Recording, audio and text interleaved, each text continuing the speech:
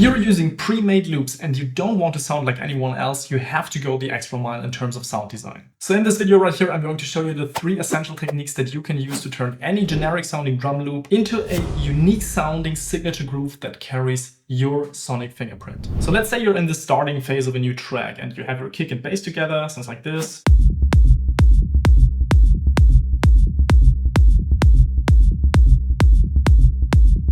And now it's time to add some drums on top of that. So you could go down the rabbit hole and design every single drum hit and program a very customized pattern. That's perfectly fine, but it's also okay to use a pre-made drum loop. Now, the issue here is as follows. So there are essentially 2 types of drum loops. The one type of drum loop is very generic sounding, so very straightforward, like the one that I have in here. There's absolutely nothing special about this drum loop. Then the other type of drum loop is very heavily processed and very individualized, and it carries the sonic signature of the person who designed the drum loop, but not your sonic signature. And that's an issue. You basically have to make the trade. Do you want to go for something super clean that sounds like everyone else out there? Or do I pick something that sounds quite unique in a way, but it's unique to that person who created it? Now I'm going to show you a third way that makes much more sense, and I'm going to show you 3 techniques that you can use to get there. So we will do whatever we can to make this generic sounding drum loop into something that carries a sonic signature. In this case, mine, but you can use these techniques and adopt them into your own workflow so that you can make it your own. This is how it currently sounds in context.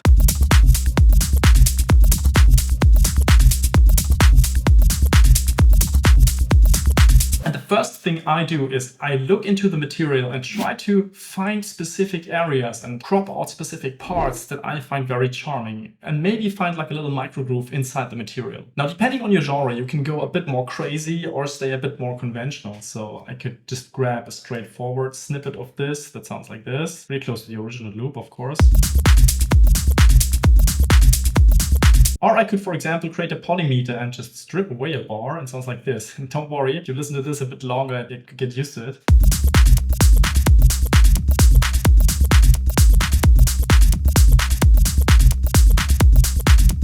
Notice how your ear kind of gets into the groove. With something like raw and hypnotic techno music, you can do something like this much more. And obviously a lot of other steps will follow behind this to make it work in context. But if you're into something like mainstream EDM, I probably wouldn't do something like this. Now, another thing you can do is to play a little bit with the warping and try to time stretch this and manipulate it in a way that sounds charming. So let's do that. By the way, if you struggle with finishing songs consistently, I have something for you. It's called the Finisher Framework, my 3 simple steps to finish at least one great sounding song per month. You can get it in the description, pickyourself.com/framework. It's entirely free. And now let's get back to the tutorial.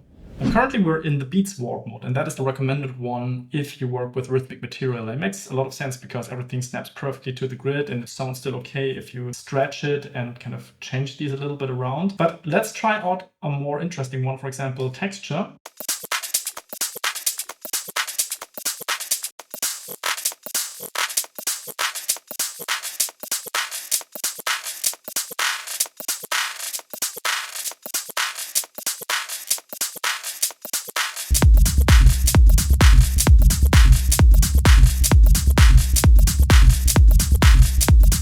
So now we've arrived at a very different starting point. It is much more unique and charming sounding compared to the original. We still have to do a lot to make it fit with the overall context of the song, of course, but we still were much faster compared to just programming every single drum hit and finding the perfect sample for everything. Next up, we're going to work with a couple of effects that I find particularly charming on drum top loops. The first one is the shifter effect. And what I like about the shifter is that it allows me to create different layers of this top loop underneath in a very charming and easy to work with way. So you essentially have 3 different modes: pitch, frequency, and remodulation. And the pitch mode is tied to musical notes basically, so semitones and tones, and you can still fine tune this, of course. Now let's listen to this and create just a parallel version. So we have 50% of this one fed into the signal. So if I want to have a bit more body in the drum loop, I obviously can tune this down quite a bit.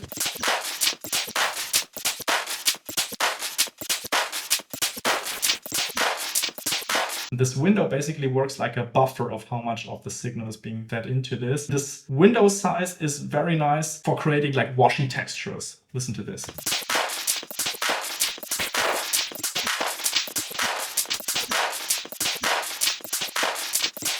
You can also work with a built-in delay in here, which I find also quite charming, especially if you set this to, for example, dotted 8.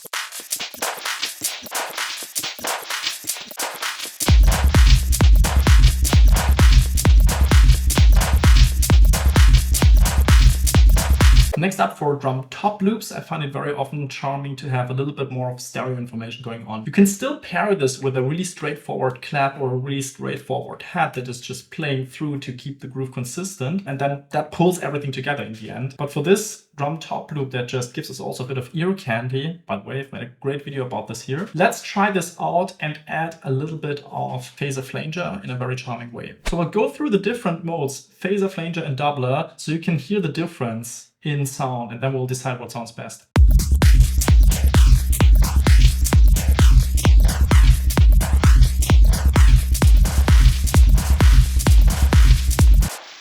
Now, typically there's too much smearing and phase cancellation in the phaser and flanger sounds. You can obviously bring the dry wet down quite a bit, but I find the doubler mode especially charming for these types of use cases because it keeps more of the original signal intact while adding a bit of the stereo information. And then you basically play around with the other parameters here. I'll just bring down the dry wet quite a bit.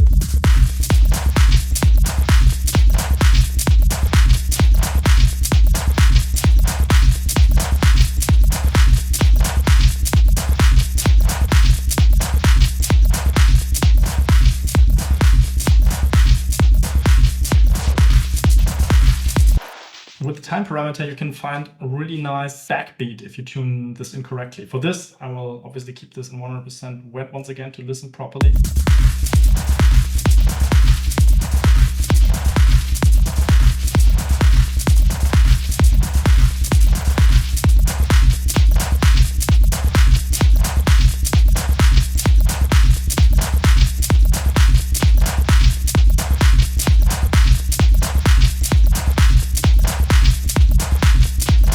I love this imperfection in the sound. So this means not everything is 100% on the grid, but it's still tied to the original groove. This is basically what makes up groove. Now there's one more effect that I fell in love with in Ableton Live 12, especially for these types of use cases, and that is roar. By the way, if you got any value out of this video, consider subscribing to the channel, consider liking this video. It massively helps me, but it also benefits you because you will get better stuff in your personalized YouTube feed. Roar can be a really complex distortion tool, and I will show you a way to use it quite simply, especially the feedback section. You basically have to select the correct mode here. So you go to feedback mode. So the feedback is available in different modes, but what it does here is that it gives you individual control over the direct distortion signal and then the feedback circuit. So the feedback circuit feeds the output back into the input in a very clever way. So let's first of all deactivate the feedback and just work on the distortion of the main signal. It's like one of the really charming distortion saturation circuits in here.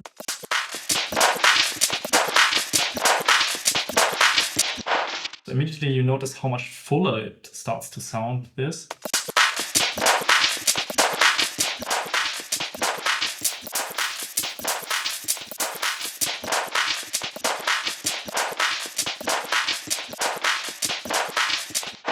And don't worry, some of the transient information, the snappiness of this drum loops obviously gets lost, but this is something we can make up for later on, either by running this chain overall in parallel with the original drum loop, or we can just introduce once again straightforward hi-hats, straightforward claps to make sure that the groove itself still is tied together. You can use these tone controls to dial in the type of sound that you want. Do you want more brighter or a little bit more darker? And this flip here is also pretty interesting because it compensates for some of the harmonics that are being introduced in either the low end or top end,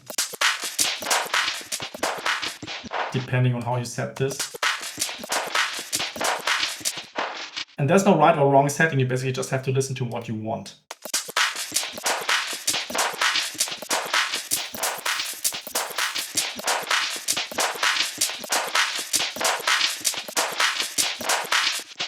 So this sounds about right to me, and now it's time to introduce a bit of that feedback. So for this feedback circuit to work, you actually have to feed a little bit of it into here. So this is the feedback mode. You can make it synced, which I find very interesting. So time is just milliseconds, triplets, dotted notes. Okay, of course, all of these options are available, so they're all synced in a way, except for the timed one.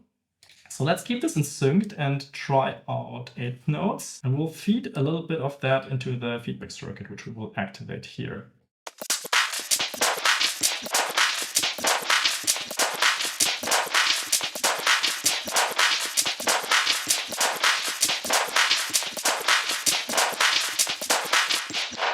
So you can hear this is how it's ringing out. The feedback is so charming, especially in sync mode, because you get this, once again, backbeat that sounds a little bit different from the original. And to make this even more charming, we will use different modes here and just see what sounds good.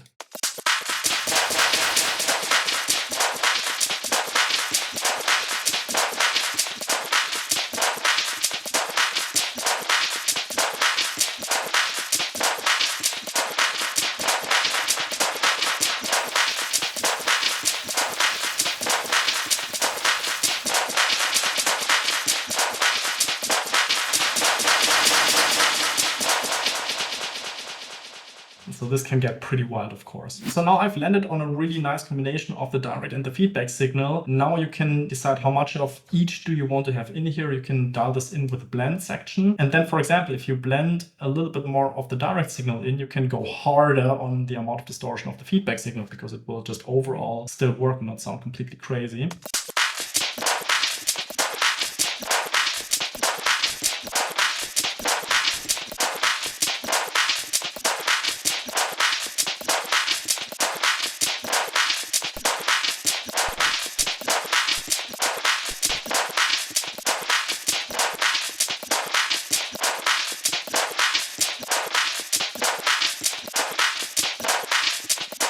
Now, overall, this loop still sounds relatively static. It sounds more charming, but definitely there's not enough movement inside that loop. So what I suggest you do at this point, and this is my third technique, is you start to modulate these parameters so that the overall loop sounds like it's actually much longer than it is in reality. So inside RAW, you have this modulation panel that you have to open here. Inside this matrix, you can map the LFOs and the envelopes and also some noise to different parameters inside that signal. And I'm just going to give you a couple of suggestions of what might or might not sound good. I don't modulate the amounts of distortion in a really crazy way because that tends to just feel overwhelming. It doesn't sound fun overall. But for example, the amount of feedback is something that is really nice to adjust. So if you go to the blend, for example, here, you can modulate this with the first LFO, and so it will fluctuate and give you a little bit of more of the feedback signal or a bit more of the direct signal, and it's changing, obviously, depending on the shape of that first LFO. So we've synced this now. This is just over 1 bar. I would always go for something like a little bit longer, so something like 4 bars, for example.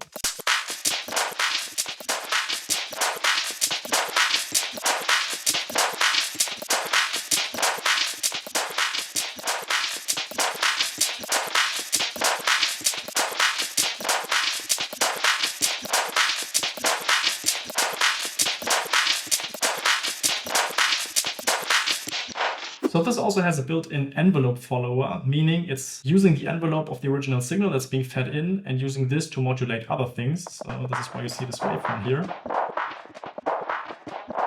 By the way, I've made a really cool video on the Ableton envelope follower and how to use that in interesting ways here. Now, you can go in here, select the frequency of that first filter that is responsible for the direct signal, the non-feedback signal, and let's use a little bit of the envelope shaping on this one.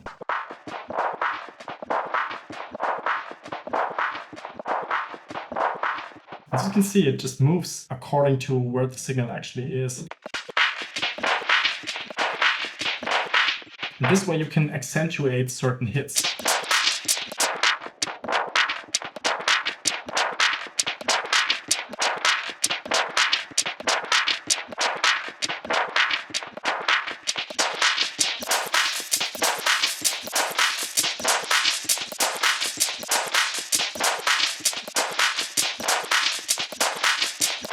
Let's do something similar for the feedback signal, but we're not using the envelope here. We're actually using some of the noise. And noise just means this is like random waveforms. So sample and hold, simplex, Wanderer, Brown. These are different types of noise that are being used as a random modulation source or whatever is going on here. So we'll use this to open up the frequency on the feedback path pretty much randomly.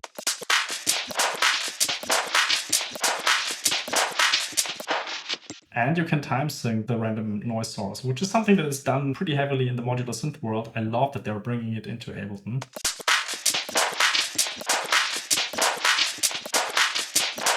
And once again, this rate is now set to 8th notes. If you make this much longer, so for example, over 4 bars or 8 bars, then it's going to get interesting, because then the modulation changes as if the loop itself was more complex over a longer time.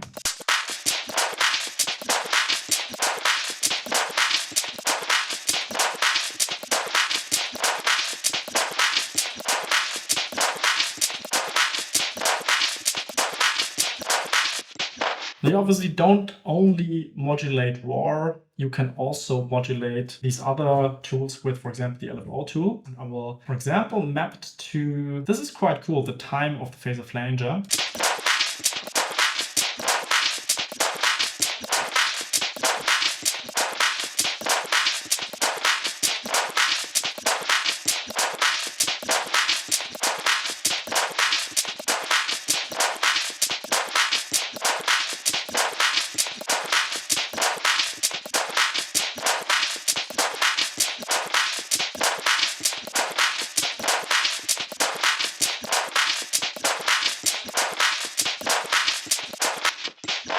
Use the second LFO tool, bring this one into here and bring the wet dry down and up a little bit. Now, this is obviously way too extreme. Luckily, in Ableton Live 12, they've introduced a way to basically adjust how extreme and in which direction it modulates.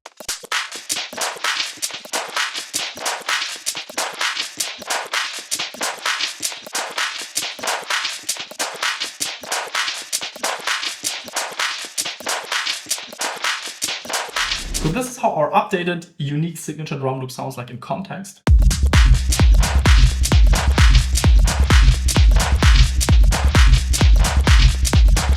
But like I've told you, there are ways to integrate this even better with the music by, for example, layering it with the original loop that we had before. So this, for example, would be a combination of the original, perfect, clean, boring drum loop together with our top loop.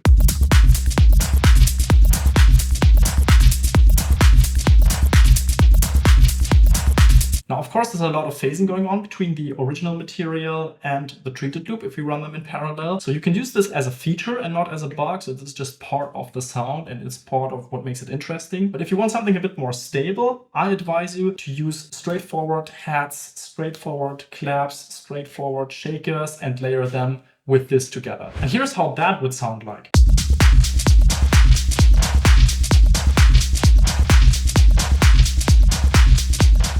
Let me know in the comments what you took away from this video, and I will see you in the next one.